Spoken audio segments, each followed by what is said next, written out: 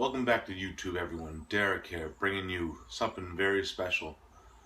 I decided to start on my series, new series of reviews. These are all just going to be reviews on films from a certain director. The director I chose was indie director Dustin Mills. I'm very new to Dustin's work. I own a few of his films.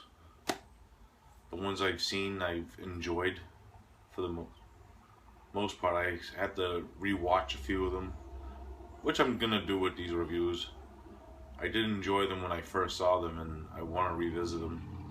Plus, there's a lot of other films that I'm gonna pick up in the future from him, so I'm gonna review those once I get them in. So I picked one from 2014. It's actually, I think it's the second Dustin Mills film I ever watched, and it goes by the title of Kill That Bitch. Main plot of this one is, how would I say this?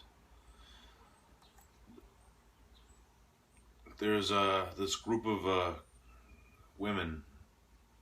They all are pretty much being,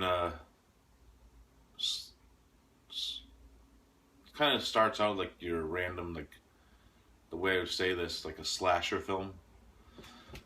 This group of girls that they all know each other are getting killed one by one by this killer. The killer has an interesting feature. He wears this mask that looks like the way I would describe it, it's like a bird with goggles. That's pretty much your gist of this film. But you find out that all the girls are connected by this, they all have this connected by this secret. And you find that out during the course of the film, and I'm just going to leave the plot of that there, because I'll get into that. My thoughts on this one? For a film this film only runs a little over an hour. It's like an hour and 7 minutes tops. So that's why I can't really get into more of the details of the plot, because it's very straightforward. It's pretty much, you're gonna get like kill after kill and all that. Each girl gets taken out one by one. Now, my actual thoughts on this. This film has some awesome, like, camera work. It has a lot of the scenes have these awesome, like, blue tinge. Some exterior shots have like this awesome orange tinge. You can tell. Like, even in the killer's like room, you see him like prepping and just chilling in his little like room with, like, he gets photos of each of his victims. You can see like there's this awesome orange tinge through like those scenes, plus the nighttime scenes. You could, like, in the beginning, there's this awesome blue tinge scene, which I really enjoyed. I'm a big fan of like camera work like that and all the color schemes and all that good stuff. Dustin Mills did like all the effects for this film, like he does with most of his films, and he did the editing. He edited it himself. He did the score. The score is actually one of my favorite pluses of this film. It has a very awesome score, like the whole like piano work at the beginning, very reminiscent of like some of my favorite like scores, like from John Carpenter, and like all the piano works and all those scores. I really enjoyed that about it. It has some like what am I gonna say?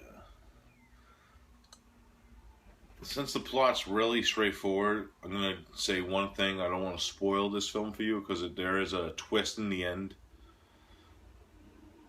Keep watching because this is not really a spoiler, but there's false credits.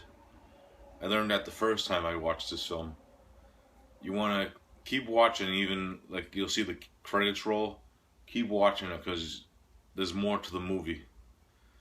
Because that's when the twist happens. Well, the twist starts happening before the credits, but then it jumps into it more, and then you learn more.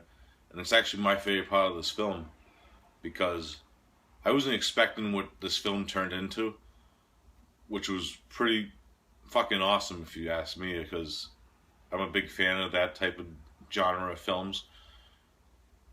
Well, this film's pretty much three genres rolled into one, because I'm not going to get into that because this is a film that I don't want to spoil because I highly enjoyed it. The makeup effects are awesome. Cinematography awesome.